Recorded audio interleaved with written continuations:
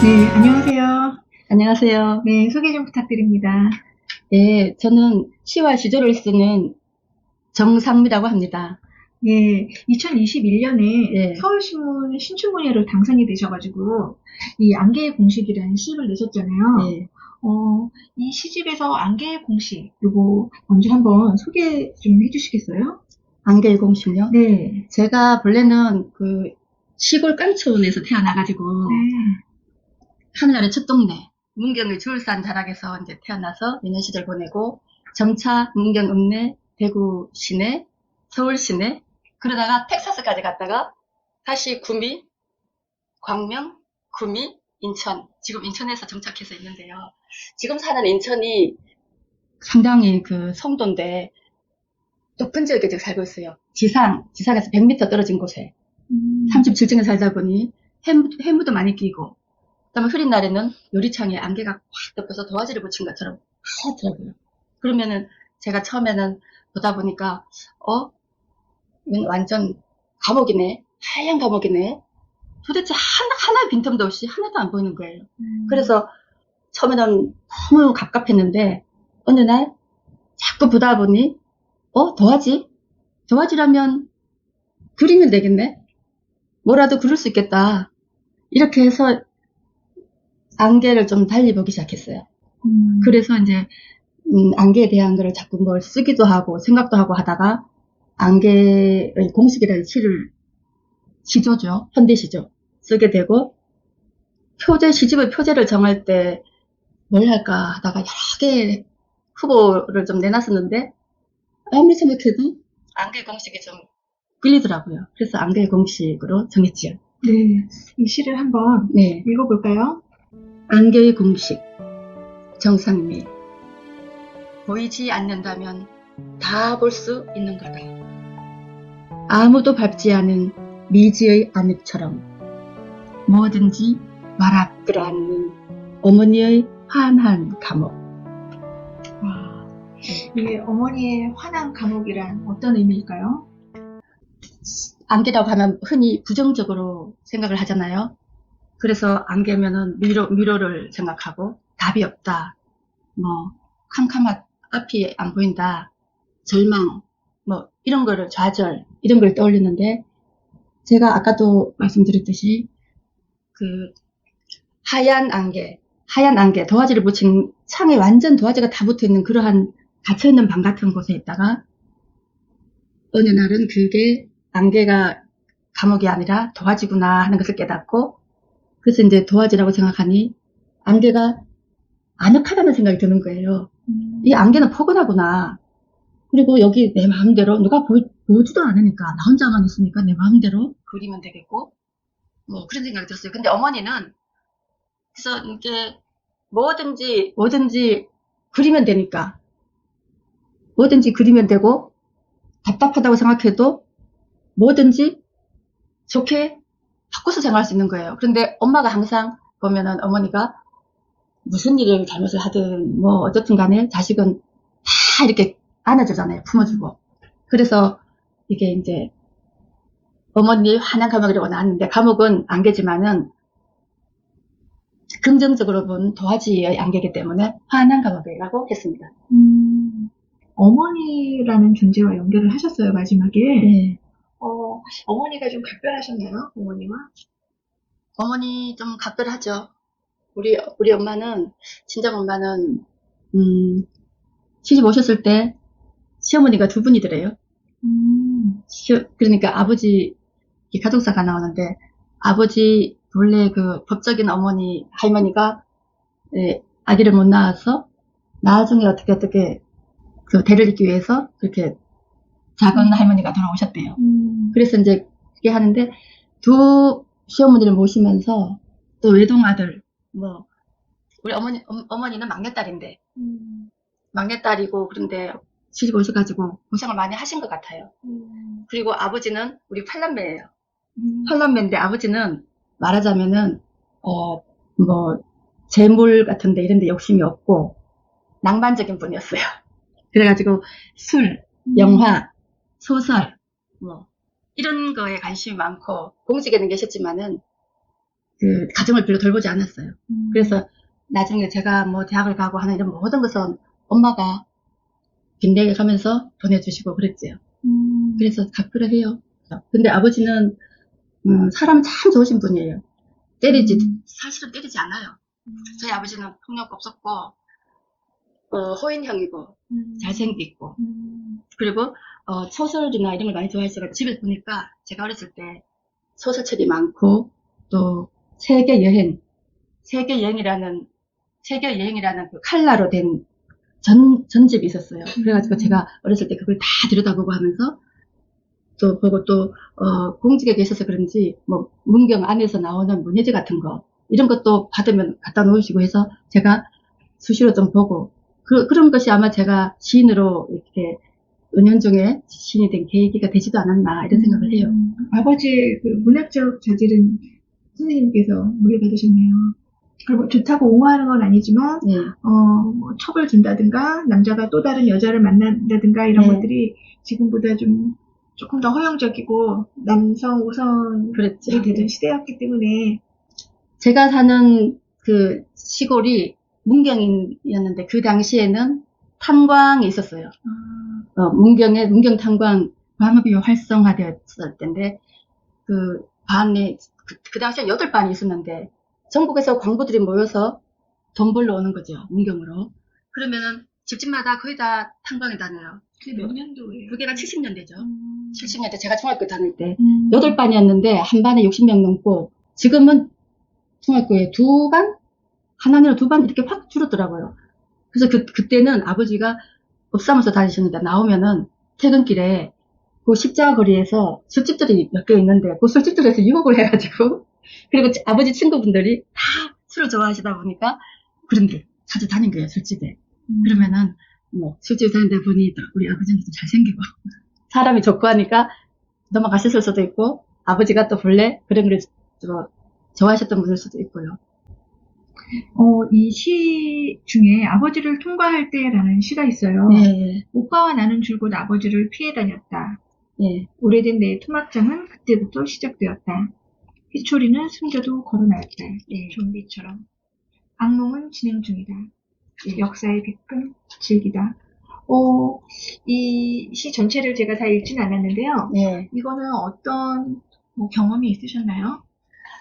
아버지를 통과할 때 이 시조, 현대시조, 사설시조로 쓴 건데요. 사설시조 2개를 옴니버스로 연결한 이 현대시조예요. 근데 이거는 발표했을 때 사람들이 굉장히 감명을 받았다 그러면서 이게 제일 남는다. 뭐 서사가 2가지가 들어가 있다. 영화 같다. 드라마틱하다. 이러면서 다들 제 친아버지인 줄 알고 위로를 해주고 막 그러는 거예요. 그런데 사실은 제 고향 친구 이야기예요. 근데 이 친구하고는 친하고 또 우리 고향 친구들끼리 자주 여행을 가는데 그러면 카풀을 해서 좀 다니고 하면은 얘가 계속 얘기를 하는 거예요. 아버지 얘기도 하고 뭐 이런 얘기를 하는데 이 얘기를 제가 다 들은 거예요. 다 들었는데 제가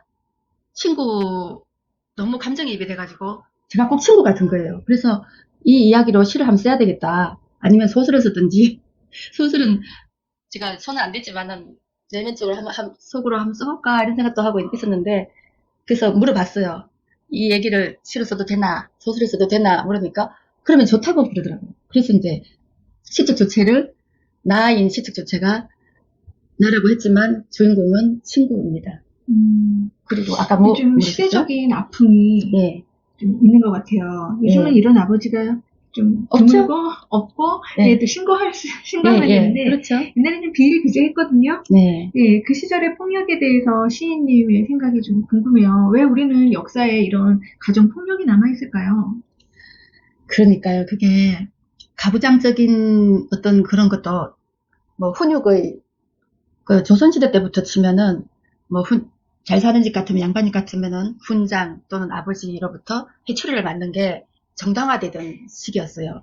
이제 훈육의 방법으로서 해초리를 대고 했는데 또 살다가 이제 서민 같은 경우에는 힘들면 술 마시고 들어와서 아이들을 때리거나 또 아내를 때리거나 그런 게 주변에도 보면 가끔 있었어요. 제가 살던 동네에서도 한 번은 나와보면 앞집에 어떤 아주머니가 눈이 시퍼렇게 돼가지고 빨래를 하고 계시고 그랬었거든요. 그러면 그분은 탄광에 다녔었는데 아마 막장 같은 데서 이제 고달프고 하다 보니 술도 마시고 하다가 술 끼우네 그랬던 것 같아요. 그런데 저는 그게 지금은 그 폭력이 사실 지금도 근절이 되지 않고 오히려 현대판 폭력으로 정말 많은 것 같아요. 저는 사실은 제가 폭력은 어떤 폭력이든 다 반대하고 있어서는 안 된다고 생각하는 입장인데 그 김혜자 탤런트가 꽃으로도 때리지 마라 그랬잖아요. 네. 그래서 저도 그게 동의해요. 그 폭력으로 사람을 교화시킨다는 거는 저는 그 동의하지 않고요. 그 폭력은 또 대물림이 되고 그렇지만 이 역사적인 데서 봤을 때 폭력은 보고 배우는 거거든요. 그래서 그 폭력을 쓰는 사람은 아무래도 가족이거나 아니면 주변에서 폭력을 쓰는 걸 보고 아니면 자기가 당한 사람이에요.